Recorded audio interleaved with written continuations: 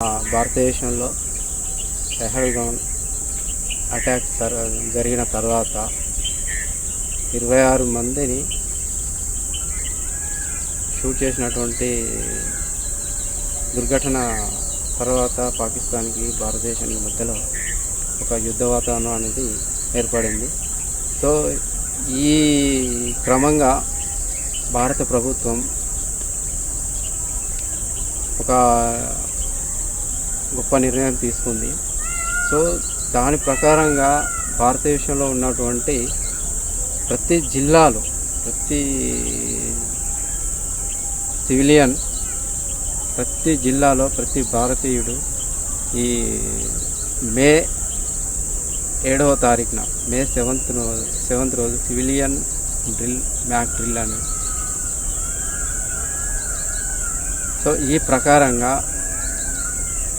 భారతదేశంలో ఉన్నటువంటి ప్రతి జిల్లాలో ప్రతి భారతీయుడికి సివిలియన్ మ్యాక్ డ్రిల్ అనేది ఏర్పాటు చేయడం జరుగుతుంది.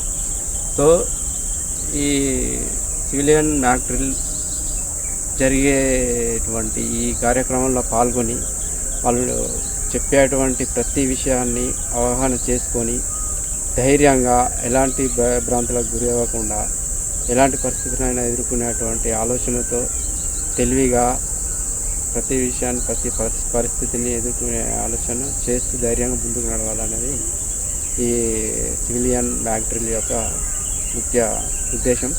అయితే ఇందులో మన ఇండియన్ టెక్నాలజీ ప్రకారంగా ఎవరు ఎలాంటి ప్రమాదకరమైనటువంటి ఆపద తలపెట్టేటువంటి అవకాశం ఉండదు. ఎందుకంటే వాళ్ళు ఎలాంటి రాకెట్స్ ప్రయోగించినప్పటికీ ఎలాంటి జెట్ ఫైటర్స్ని పంపించినప్పటికీ ఎదుర్కోవడానికి బార్డర్లోనే మనకు అధునాతనమైన టెక్నాలజీ అనేది ఉంది కాబట్టి ఎదుర్కోగలుగుతాం. సో ఒకవేళ తప్పిదారి ఏదైనా జెట్ ఫైటర్స్ కానివ్వండి లేకపోతే రాకెట్స్ కానివ్వండి మన భారతదేశంలోకి ప్రవేశించి ఏదైనా ప్రమాదం తలపెడితే ఎలా ఉండాలి, ఎలా ఎదుర్కోవాలి, అలా జరిగేటువంటి ఆ పరిస్థితుల్లో ఎంత అలర్ట్గా ఉండాలి, ఏదైనా ప్రమాదం జరిగితే ఏం చేయాలి అనే ముఖ్య విషయాలు నేర్పుతారు. ఈ మే 7th రోజు జరిగేటువంటి సివిలియన్ మ్యాక్ డ్రిల్లో ఖచ్చితంగా పాల్గొని ప్రతి భారతీయుడు ధైర్యంగా ప్రతి పరిస్థితిని శత్రువుల నుండి ఎలా ఎదుర్కోవాలి అనే ఆలోచనతో తెలివిగా ధైర్యంగా భారతదేశాన్ని కాపాడుకునే ఆలోచనతో ముందడుగు వేయాలనేది ముఖ్య ఉద్దేశం. సో మే 7th రోజు ఏర్పడేటువంటి మ్యాక్ డ్రిల్లో ఏమేమి ఉంటాయంటే, ఫస్ట్ ఏదైనా ప్రమాదకరమైనటువంటి పరిస్థితులు ఏర్పడినప్పుడు ఖచ్చితంగా యుద్ధ వాతావరణం అనేది ఇంటర్నల్గా ఏదైనా జరిగినప్పుడు ప్రతి సివిలియన్కి ఏదో ఒక ప్రమాదం జరిగేటువంటి పరిస్థితి ఎదురైనప్పుడు ఏం చేస్తారంటే ఒక సైరన్ అనేది ఎలా ఉంటుందంటే ఎమర్జెన్సీ మీకు వింటే అర్థమవుతుంది. ఆ సైరన్ అనేది ఇదివరకు ఎక్కడ ఎలాంటి పరిస్థితుల్లోనూ అలాంటి సైరన్ మోగించరు. సో అలాంటి యుద్ధ వాతావరణం అనేది ఏర్పడినప్పుడు మాత్రమే సైరన్ అనేది మోగిస్తూ ఉంటారు. సో ఆ సైరన్ విన్న తర్వాత ఖచ్చితంగా బయట ఎవరు కూడా ఉండకూడదు. ఏదైనా సురక్షితమైన ప్రదేశాల్లో కానివ్వండి, గూడాలలో కానివ్వండి, సురక్షితంగా అందులో దాక్కోవాలి. ముఖ్యంగా ఏంటంటే ఒకే దగ్గర అందరు గుంపులుగా ఉన్నప్పటికీ ఒకరికొకరు ధైర్యంగా చెప్పుకుంటూ ఒకరి ఆలోచనలు ఒకరు షేర్ చేసుకుంటూ ప్రతి విషయాన్ని ఆలోచిస్తూ ఇమ్మీడియట్గా భయభ్రాంతులకు గురి కాకుండా భయం లేకుండా ధైర్యంగా ఎదుర్కోవడానికి ఆలోచన అనేది చేయాలి. భయపడే వాళ్ళని కూడా ధైర్యం చెప్పే ప్రయత్నం చేయాలి. ప్రతి ఒక్కరూ ప్రతి పరిస్థితిలోనూ ఎలా ఎదుర్కోవాలని చెప్పేసి ఒకరినొకరు ధైర్యంగా ఉంటూ ఏదైనా సీక్రెట్గా సురక్షితమైన ప్రదేశాల్లో దాక్కోవడం అనేది చేయాలి. ముఖ్యంగా ఎవరికైనా ఏదైనా ప్రమాదం జరిగినప్పుడు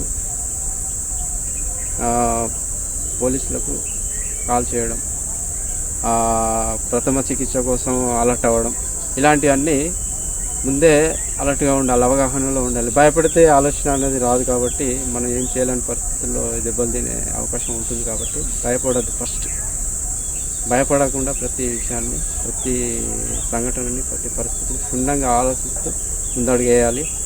అమాయకులు ఉంటే కూడా వాళ్ళను వెంటేసుకొని వాళ్ళకు కూడా ధైర్యం చెప్తూ ముందుకు తీసుకెళ్ళాలి.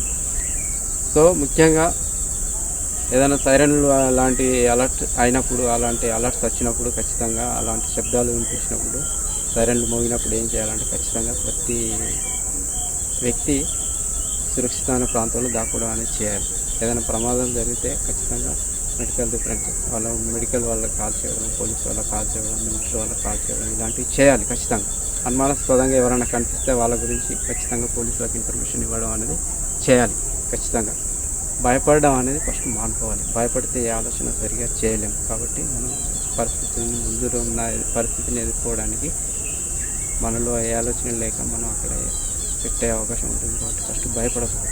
ధైర్యంగా ప్రతి విషయాన్ని ఎదుర్కోవడానికి ఏం చేయాలనే ఆలోచనలతో తెలివిగా ముందడుగు వేయాలి. ధైర్యం అనేది చాలా ఇంపార్టెంట్. అమాయకులను కూడా వెంట వేసుకొని వాళ్ళని కూడా ధైర్యమైన మాటలు చెప్తూ వాళ్ళని ముందుకు తీసుకునే ప్రయత్నం చేయాలి. ముఖ్యంగా అంబులెన్స్లు, పోలీస్ డిపార్ట్మెంట్కి సంబంధించిన నెంబర్లు, మిలిటరీకి సంబంధించినటువంటి నెంబర్లు కానీ, ఎమర్జెన్సీ మెడికేషన్ ఇలాంటి ఏవైనా కానీ ప్రతి విషయాన్ని అందుబాటులో పెట్టుకొని ఏదైనా ప్రమాదాలు జరిగినప్పుడు, ఏదైనా అనుమానమైన పరిస్థితులు ఎదురైనప్పుడు, ఏదైనా భయంకరమైన పరిస్థితులు ఉన్నప్పుడు ఇలాంటివి కాంటాక్ట్ చేస్తూ వాళ్ళ ద్వారా సలహాలు తీసుకుంటూ మీరు ఎలా సురక్షితంగా ఉండడానికి ప్రయత్నించాలో అక్కడ పరిస్థితులను బట్టి మీరు ఖచ్చితంగా తెలివిగా వ్యవహరించాలి. ప్రతి పరిస్థితిని ఎదుర్కోవడానికి సిద్ధంగా ఉండాలి. ప్రతి భారతీయుడు ఈ పరిస్థితిని ఖచ్చితంగా ఎదుర్కోవాలి.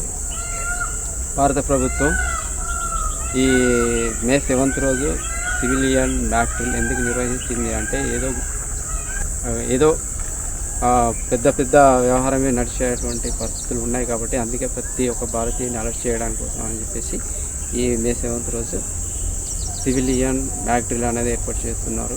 కాబట్టి ప్రతి ఒక్కరు దాంట్లో అవగాహన నేర్చుకోవాలి. ప్రతి విషయాన్ని నేర్చుకొని అవగాహనగా ఉంటూ తెలివిగా ధైర్యంగా ముందడుగు వేసే ప్రయత్నం చేయాలి. ప్రతి ఒక్కరి గవర్నమెంట్కి సంబంధించినటువంటి ఎమర్జెన్సీ నెంబర్స్ అన్ని దగ్గర పెట్టుకోవాలి. ప్రతి పరిస్థితిని ఎప్పటికప్పుడు తెలివిగా ఏదైనా పరిస్థితి ప్రమాదాలు ఇలాంటివి ఎదురైనప్పుడు ఖచ్చితంగా వాటికి ఎమర్జెన్సీ గ్రూప్స్ ఏవైతే ఉన్నాయో వాళ్ళకి కాల్ చేసి ప్రతి విషయాన్ని వాళ్ళకి చెప్పడం, వాళ్ళ ద్వారా ప్రతి విషయాన్ని ఎలా ఎదుర్కోవాలో ముందుకు వేయడం ఇలాంటివి చేయాలి. ఇదన్నమాట. సో మే 7th రోజు సివిలియన్ బ్యాక్ డ్రిల్లో ఖచ్చితంగా ప్రతి ఒక్కరు అవగాహన కోసం పాల్గొనాలి. ప్రతి భారతీయుడు ధైర్యంగా ఉండాలి. ప్రతి భారతీయుడు మన భారతదేశ రక్షణ కోసం పాటుపడాలి. జై హింద్.